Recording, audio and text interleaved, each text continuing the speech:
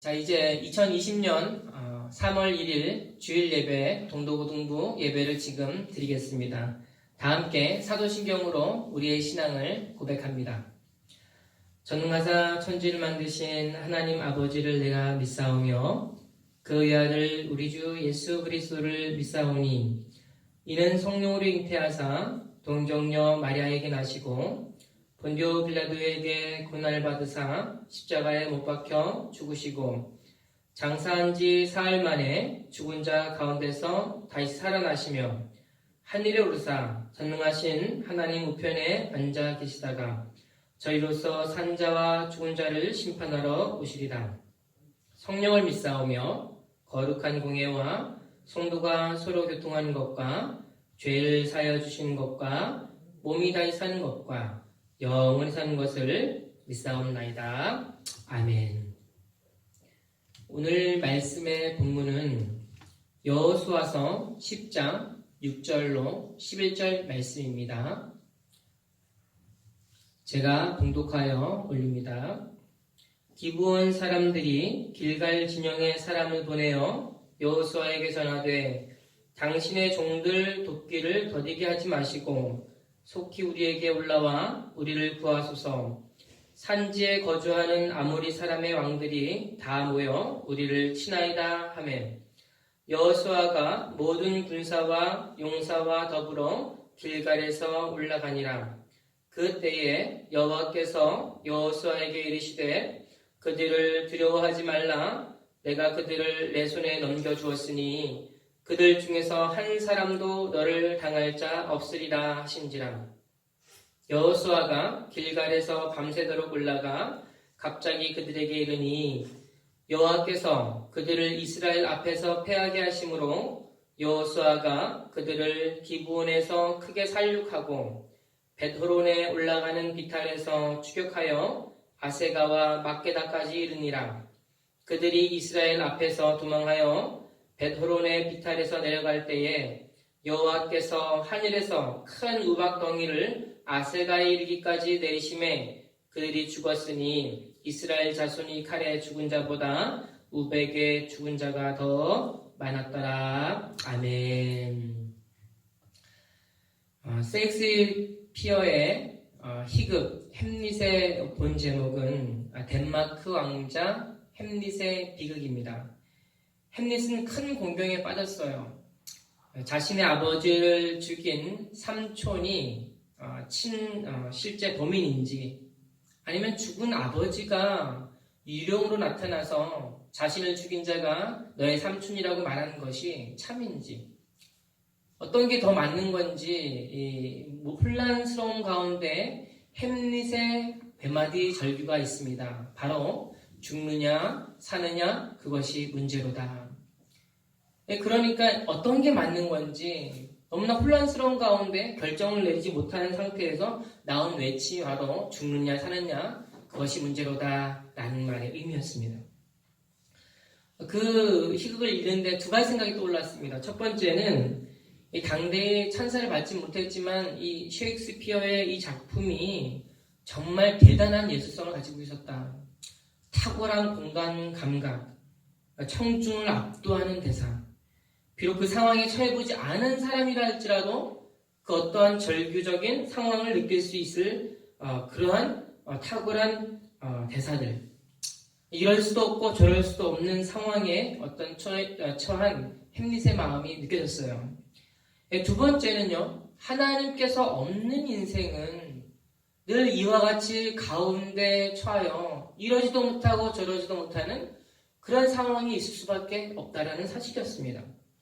왜 사느냐, 왜 죽느냐, 어떻게 할지 못하는 그런 결정을 하지 못하는 상황에 놓일 수가 있다는 거예요. 여호수아의 생애는 늘 사느냐 죽느냐의 기로에 서 있었습니다. 지난주 살펴본 대로 기브온 백성들이 항복을 했어요. 가나안 연합군의 입장에서 보면 큰 손실입니다. 게다가 기브온은 몇 개 성읍을 함께 포함하고 있었는데 첫 번째 그비라, 브에롯, 그리고 기럇 여아림까지 다 포함하여 4개 성읍이나 됩니다. 가나안 입장에서 보면 이 기브온은 탈환해야만 합니다. 역시 그런 결과로 기브온을 공격하는데 문제는 기브온에서 전령을 보내 나를 좀 도와달라고 이야기한 거예요.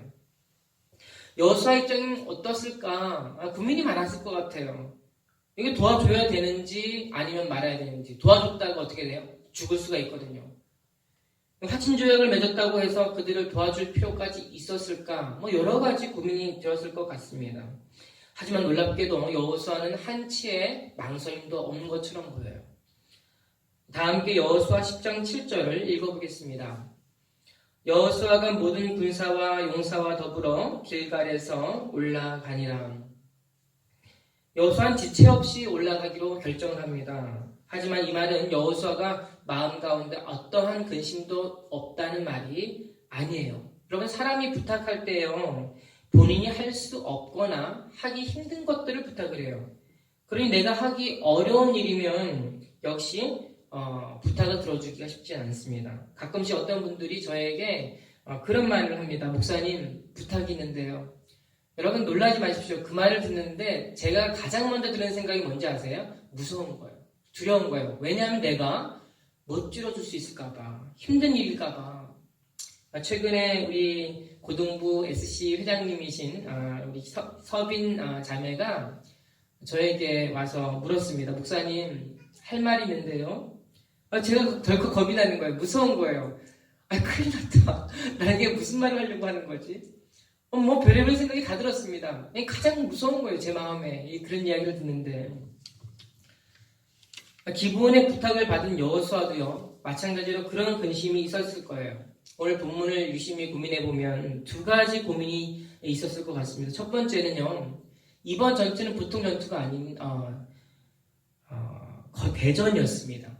이전의 전투와는 달랐어요. 여리고성, 아이성, 이거는 차원이 다른, 급이 다른 전쟁이었다는 거죠. 두 번째는 전투 조건이 달랐을 것 같습니다. 여호수아 10장 9절에 여호수아가 길갈에서 밤새도록 올라가 갑자기 그들에게 이르니, 여러분, 길갈에서 기브온까지는 25km 정도가 됩니다. 걸어서요 5시간, 6시간 쉬지 않고 걸어가야 돼요. 게다가 본문에서는 올라갔다라고 이야기합니다. 말 그대로 길갈은 평지요, 기브온은 고지입니다. 계속해서 올라가면서 언덕을 향해서 걸어갔다는 이야기죠. 세 번째 더 열악한 환경은 밤에 올라갔다라는 거예요. 여러분, 밤에 눈에 보입니까? 달빛을 의존하여서 올라갔다는 것이 쉬운 일은 아니라는 거죠.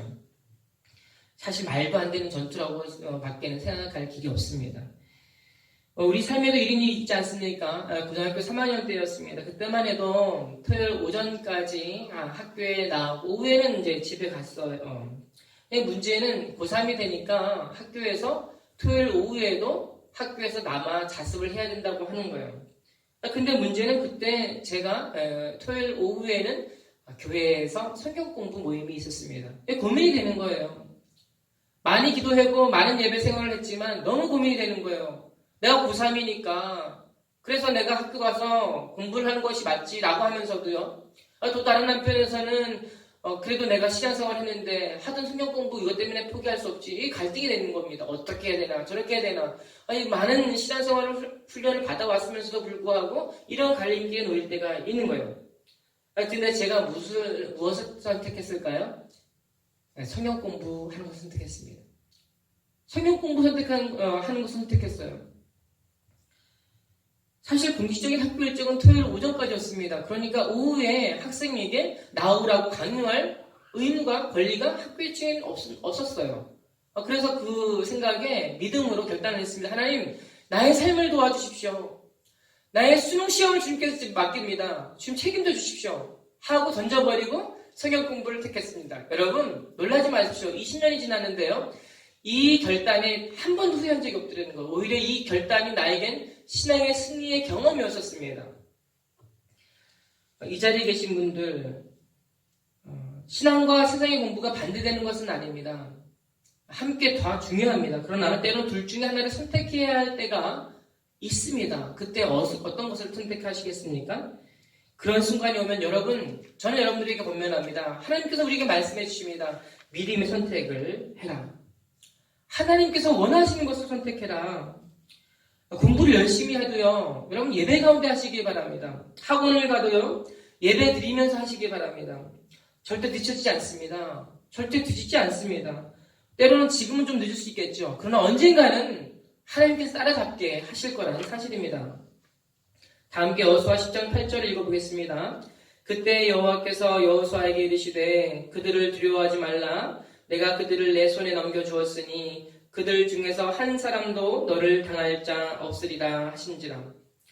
아니, 지금 여호수아가 근심으로 가득한 거예요. 지금 결정을 했습니다. 올라가기로. 근데 올라가면서 너무 두려운 거예요. 하나님 나타나셔서 두려워하지 말아라.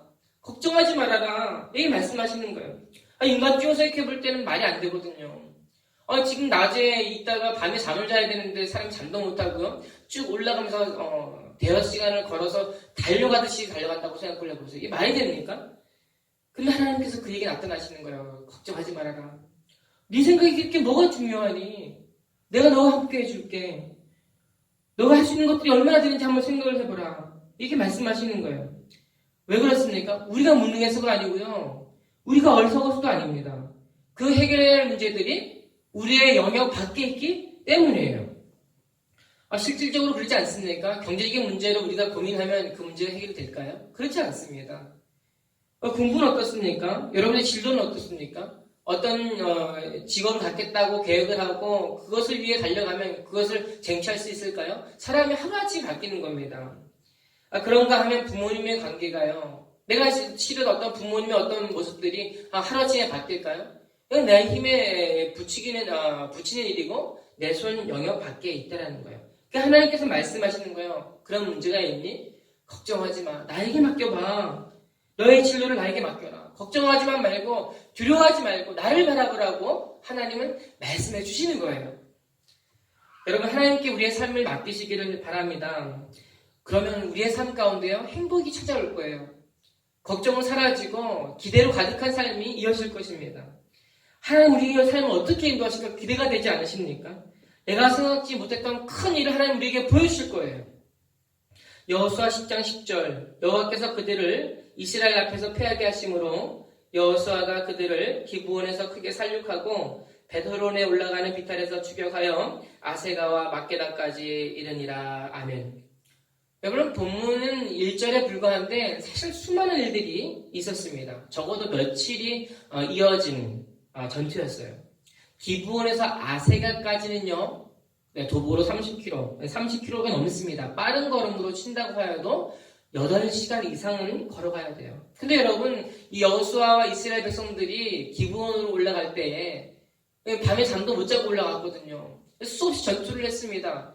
근데 놀라운 사실은 그때 기브온이 이 도망가는 사람들 따라갈 수 없으니까 하늘을 향하여서 태양을 멈춰라. 또 달을 향하여서 달아 멈춰라 했단 말이에요. 그날따라 낮이 엄청 길었던 거예요. 엄청 긴 시간 동안 또 계속 쉬지 않고 싸웠습니다. 그러면 나타나는 현상이 뭘까요? 죽인 것도 죽인 거지만 따라가지도 못하는 거예요. 놀라운 사실은요. 하나님께서는 그것도 아신다라는 사실이에요.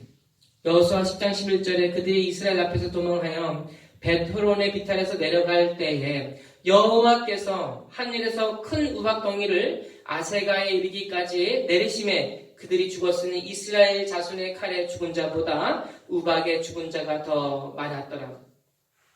이스라엘 백성들이 이 기브온의 가나안 족속을 따라가는데 힘이 붙이던 한계점에 이르렀을 때가 언제였을까요? 그것은 바로 벳호론의 비탈 길이었습니다. 기브온에서 얼마 떨어지지 않은 거리예요. 기브온에서 승리하고 쫓아가는데 더 이상 쫓아가지 못한 겁니다. 그때 하나님께서 어떤 일을 하셨습니까? 이스라엘 백성들과 기브온 족속, 가나안 족속의 거리가 떨어지면서 하나님께서 우박덩이를 내리신 거예요. 그래서 이스라엘 백성들이 칼에 죽인 사람들보다 우박덩이에 죽은 사람들이 더 많았다라고 성경은 이야기합니다. 이게 상상이나 됩니까? 이스라엘 백성은 상상할 수 없는 일들이 그 가운데 있습니다. 이게 하나님께서 여호수아에게 그토록 두려워하지 말라고 이야기하는 거예요. 하나님은 어떤 분이십니까? 하나님은 우리의 미래를 아시는 분이시고요. 우리의 삶을 계획하시는 분이십니다. 그 하나님께서 우리에게 말씀하시는 거예요. 나를 믿어라. 나를 바라보라. 여러분 제가 무엇이기에 이 자리에서 여러분들에게 말씀을 선포하는 목회자가 되었습니까? 우리의 인생을 살펴보면 나의 힘과 나의 계획도 된 것이 하나도 없습니다. 또 이 자리에 계신 여러분들 이러지도 못하고 저러지도 못할 때 얼마나 고민이 되십니까? 고생스러우세요? 얼마나 고통스러우세요? 얼마나 또 처절하고 비참할 때가 있습니까? 공부는 쉽냐고요? 학원에 가는 것은 쉽냐고요? 맨날 앉아가지고 공부하는 게 그렇게 얼마나 고통스러운 일인지 모릅니다. 그런가 하면 공부 안 하는 친구들도 쉽지는 않습니다. 공부 안 하는 건 얼마나 어려운 일입니까? 마음의 부담이 되고 스트레스가 되고 쉽지 않습니다. 또 공부를 하고 싶어도 머리가 안 따라주는 분들이 있어요. 바로 저 같은 분들. 다른 사람이 1시간 공부할 때 저는 10시간을 공부해야 그분이 했던 효과들을 나타내는 저 같은 사람들도 있지 않습니까? 그런 분들이 계시면 여러분 힘내시기 바랍니다. 너무 염려하지 마십시오. 하나님께서 여러분들을 잡고 사용해 주실 거예요. 하나님 바라보시기 바랍니다. 매 순간마다 하나님 바라보시기 바랍니다. 지금 시국이 어렵지만 이 상황에서라도 하나님 바라보시기 바랍니다. 그리하여 우리 동도고등부 친구들이 지금 어려운 상황으로 인하여 온라인 예배를 드리고 있지만 각 처소에서 우리의 마음은 이 자리에 있지 않겠습니까? 우리의 마음은 이곳에 나와 있지 않겠습니까? 저와 여러분들과 소통하고 있지 않겠습니까? 우리 선생님들도 그와 같이 이야기하고 있지 않겠습니까? 이러한 은혜가 우리 하나님을 바라볼 때에 가능함을 믿습니다. 그러므로 이 하나님을 바라보는 그 은혜가 이번 한 주간도 우리 동도교동부 친구들에게 가득하시기를 주님의 이름으로 축복합니다. 기도하겠습니다. 하나님 아버지 감사합니다. 오늘 말씀을 통해서 여호수아가 할 수 없는 상황 속에서 하나님을 의존하고 바라보고 어려운 전투를 이겨낼 수가 있었습니다. 하지만 그의 힘과 능을 떠나서 하나님께서 함께하여 주셨기 때문에 남방연합군의 전체적인 부분들을 다 무찌를 수가 있었습니다. 하나님, 우리 고등부 지체들 가운데 이와 같이 어려운 가운데 있는 친구들 하나님 바라보게 도와주시고 하나님 의존하게 도와주시고 어려운 상황 속에서 극복하게 도와주시고 아버지 눈물 흘릴 수밖에 없는 상황 속에서 웃을 수 있는 우리 모든 고등부 지체가 되게 도와주시고 아버지 비록 바이러스로 인해서 마음이 떨리고 근심되는 상황이 있지만 우리의 마음은 언제나 이 자리에 있음을 고백하며 우리 예배하는 자리에 하나님을 바라보는 자리에 있음을 기억하게 하여 주시옵소서. 감사드리며 예수님의 이름으로 기도하옵나이다. 아멘. 우리 광고가 있습니다. 우리 동도 고등부 예배를 이렇게 온라인 예배로 드리게 되었습니다. 시국의 어려움을 통하여서 좀 어렵게 예배를 드린 상황이지만 여러분들께서 온라인을 통해서라도 저와 함께 만나시고 하나님을 만나시고 또 말씀을 만나시기를 바랍니다. 우리 함께 동도교동부 부서가 함께 힘을 모아서 기도하고 이 어려운 난관들을 헤쳐나가기를 소망하고 이와 같은 마음으로 여러분들도 기도해 주시고요. 생각날 때마다 하나님 앞에 간구해 주시길 바랍니다. 제가 축도하심으로 예배를 마치겠습니다. 이제는 우리 주 예수 그리스도의 은혜와 하나님의 극진하신 사랑과 성령님의 교제 교통하심이 주의 말씀을 듣고 이제 내가 어려운 상황 속에서라도 주님 바라보겠습니다 결단하며 온라인상에서 예배드리고 있는 모든 고등부 지체와 그들의 가정과 학업과 삶 위에 이제로부터 영원토록 함께 계실지어다. 아멘.